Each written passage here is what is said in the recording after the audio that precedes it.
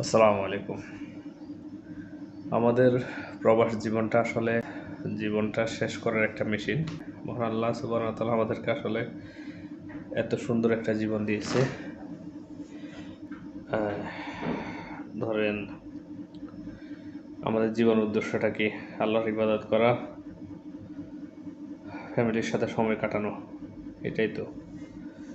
আল্লাহ রিজিকে যা রেখেছেন, যতটুকুই রেখেছেন তার উপর সন্তুষ্ট থাকা। তো আজকে আমরা আমাদের জীবনটাকে এমন পর্যায়ে নিয়ে গেছি, কোনো কিছুতে না আমরা নিজেরা সন্তুষ্ট হতে পারছি, না আমাদের ফ্যামিলিকে সন্তুষ্ট রাখতে পারছি। তো আসলে এটা প্রবাস জীবন, এটা সত্যিকার অর্থে বলতে গেলে এটা একটা ধোঁকা, যে ধোঁকায় পড়ে আমাদের জীবনটা আমরা তিলে তিলে শেষ করে ফেলছি। তো এখানে চাহিদা কখনো শেষ হওয়ার নয়, আমাদের জীবনের এই চাহিদা কখনো শেষ হওয়ার নয়। বিশেষ করে আমরা যারা মিডল ইস্টে থাকি, আমরা এখানে যদিও খুব ভালো থাকি আলহামদুলিল্লাহ, কিন্তু যে স্যালারি পাই এতে ফ্যামিলি মেনটেন করে যে সেভিংসটা হয় আমাদের, এটা দিয়ে আমরা কী করে ফেলি, ঘর করি একটা, যাদের ঘর নেই একটা ঘরের কাজ ধরি প্রথমত, তারপর বিয়ে, তারপর ধরেন এইভাবে মানে যেগুলা থেকে আমাদের মানে মোটামুটি এমন কিছু খরচ আমরা করে ফেলি যে খরচ থেকে আমাদের মানে যেখানে ইনভেস্ট করি এখান থেকে যে রিটার্ন পাবো এরকম কোনো ব্যবস্থা থাকে না। তো তার ফলে হয় কি, আমাদের বিদেশ জীবনটা আরও দীর্ঘায়িত হয়।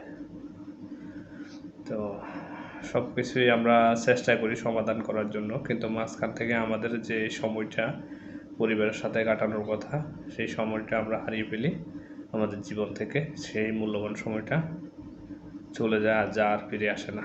আমরা দেশে যাওয়ার পরে, ছুটিতে দেশে যাওয়ার পরে আসলে ভুলেই যাই যে সেভিংসটা সামান্যটুকু আমাদের হাতে আছে, এটা আমাদের অনেক কষ্টের ফসল, এটা আমরা মূল্যায়ন করি না। এই টাকার দেশে যাওয়ার পরে আমরা মূল্যায়ন করি না। তো আত্মীয় স্বজনের বাসায় বেড়াতে যাওয়া, বিভিন্ন বিয়ে শাদিতে অ্যাটেন্ড করা, তারপরে সামাজিক বিভিন্ন কাজে জড়িয়ে পড়া, অথচ এই টাকাটা উপার্জন করতে যে আমাদের কত পরিমাণ কষ্ট হয়েছে, যখন এটা উপার্জন করি তখনই এটা টের পাই, কিন্তু দেশে যাওয়ার পরে আমরা ভুলে যাই। তো এই ব্যর্থতাটা আমাদের প্রবাসীদের। আমাদের উচিত আমরা যেখানে ইনভেস্ট করি সেখান থেকে যাতে কিছু না কিছু রিটার্ন আসে। মূল কথা হচ্ছে যে পরিশ্রমের এত কষ্টের টাকা আমরা ভেঙে ভেঙে খাওয়ার কোনো সুযোগ নেই। প্রবাসীদের জন্য ক্যাশ টাকা ভেঙে খাওয়ার মতো কোনো সুযোগ নেই। আমরা যেহেতু মধ্যবিত্ত পরিবারের সন্তান, আমরা বাইরে থেকে যে সামান্য পরিমাণ টাকা আমরা দেশে নিয়ে যাই বা পাঠাই, এটাকে কিভাবে একটু ইনভেস্ট করে বা দেশে কিছু পরিশ্রম করে কন্টিনিউ যাতে ইনকাম করা যায়। প্রবাস জীবনে থাকা অবস্থা আমরা খুব হিসাব করে চলি, খুব কষ্ট করে টাকা উপার্জন করি, কিন্তু দেশে যাওয়ার পরে আমরা মনে করি যে না, আমরা নিজের দেশে চলে এসেছি, হ্যাঁ এখন আমাদের আর সমস্যা নেই, মানে আমরা খরচ করবো দুহাতে, টাকা উড়াবো, সমস্যা কি? আসলে না, দেশে তো আপনি ধরতে গেলে আপনি নিজের দেশেও এক হিসাবে, এই সহজ কথা বলতে গেলে রোহিঙ্গা যেমন ওইরকমই, ঠিক আছে? রোহিঙ্গারা তো হয়তো আমাদের দেশে এসে আশ্রয় নিয়েছে, আমরাও ধরতে গেলে ওই রকমই মানসিকতা, ওই রকমই মেন্টালিটি নিয়ে আমরা দেশে থাকতে হবে, দেশে যেতে হবে। কারণ উপায় নেই তো, আপনি তো দেশে থাকেন না, আপনি দেশ ছেড়েছেন সেই বহু বছর আগে, যখন দেশে ফেরত গেছেন, হ্যাঁ, তো আপনি দেশে তো আপনার কোনো অবস্থান নেই, আপনাকে অবশ্যই আপনি মানতেই হবে আপনি দেশের একসময় নাগরিক ছিলেন, এটা ধরে নিয়েই আপনি একসময় দেশে আপনার কিছু ছিল, অবস্থান ছিল, সেটা বিদেশ থেকে যাওয়ার পর আপনি আর সেটা ভাবলে আর চলবে না। আপনি দেশে যাওয়ার পরে, বিদেশ থেকে যাওয়ার পরে, হ্যাঁ, আপনাকে যেটাই করেন নতুন করে শুরু করতে হবে একদম। হ্যাঁ, আপনার কিছু নেই, এটা মেনে নিয়েই আপনি নতুন করে যেখানে খরচ করবেন সেখান থেকে যাতে 2টা পয়সা আসে, সেই রাস্তা যাতে থাকে, এটা সবসময় চেষ্টা করে যেতে হবে। বিদেশ করেছেন, বিদেশে কিছু ইনকাম করেছেন, এটা হিসাব করে দেশে চললে হবে না।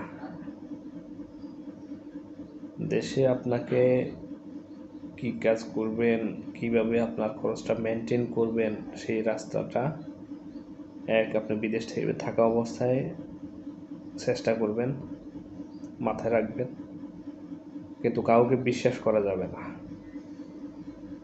নিজের চেষ্টায়, নিজের মেধা খরচ করে বিদেশে থাকা অবস্থায় চেষ্টা করবেন যে যাতে দেশে একটা পথ উপার্জনের একটা ইনকামের রাস্তা যাতে আপনার থাকে।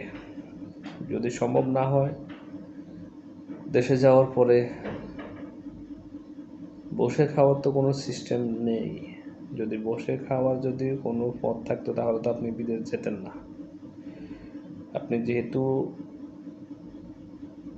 দেশের থেকে বসে থেকে খাওয়ার কোনো সিস্টেম নেই, সেই জন্যই কোনো রাস্তা নেই, সেই জন্য আপনি বিদেশ গেছেন। আমি ধরে নিলাম আপনি হয়তো বা 2-4-5 লাখ টাকা, 10 লাখ টাকা দেশে নিয়ে গেছেন, কিন্তু যদিও অনেকের দ্বারা সম্ভব হয় না মিডল ইস্টে কাজ করে, হ্যাঁ, এত টাকা অনেকের নিজে খাওয়া পড়াই তো মেনটেন করা কষ্ট হয়ে যায়। তো সেখানে আমি যদিও ধরে নিই আপনি কিছু টাকা দেশে নিয়ে গেছেন, এই টাকাটা ভাঙার মতো দুঃসাহস আপনি করবেন না, কারণ আপনি এই টাকাটা বিদেশে দীর্ঘদিন থেকে তিল তিল করে জমিয়েছেন। এটি কিন্তু আপনি যদি দেশে কখন ভাঙবেন, আপনি যদি দেশে আপনার একটা ইনকামের রাস্তা থাকে, আপনি দেশে ভাঙবেন, একদিকে ভাঙছেন, আরেক দিক থেকে আসছে, ওই যে নদীর মতো আর কি, একদিকে ভাঙা আরেকদিকে গড়া। এরকম অবস্থা যদি আপনার না থাকে, আপনি তাহলে কিভাবে আপনি টাকাটা ভাঙবেন? আপনার কষ্টের উপার্জন আপনার হাতে রেখে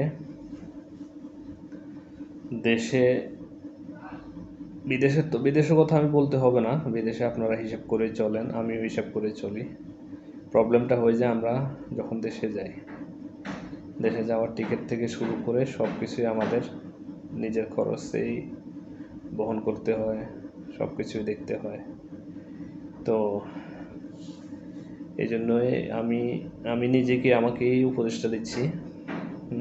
আপনাদেরকে বলার অর্থ হচ্ছে যে এই না যে আমি আপনাদেরকে বলছি, আমি আমার নিজেকেও সতর্ক করছি, কারণ এত কষ্টের বিদেশ জীবন, পরিবার থেকে দূরে থেকে 2-4 পয়সা যা হাতে থাকে সেটা আমরা দেশে যাওয়ার পরে আমরা আর এটা অনুভব করি না যে আমাদের কত কষ্টের টাকা, কত পরিশ্রমের টাকা কীভাবে মেনটেন করা যায় সে সম্পর্কে যথেষ্ট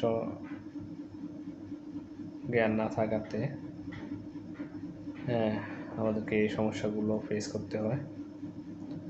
তো যাই হোক বন্ধুরা, ভালো থাকবেন। এক কথা বলতে গেলে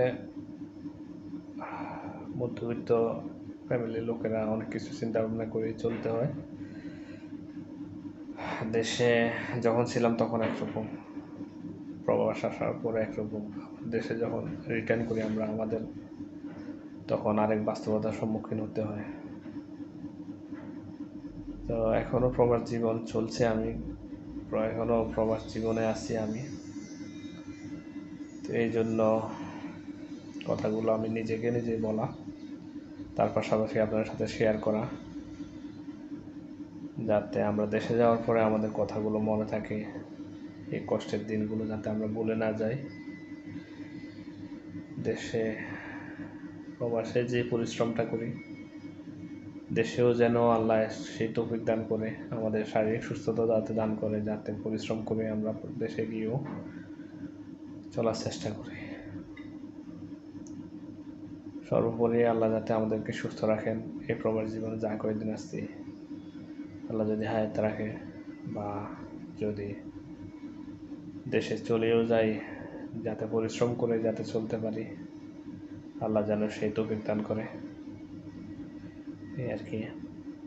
তো ভালো থাকবেন সবাই। আসসালামু আলাইকুম।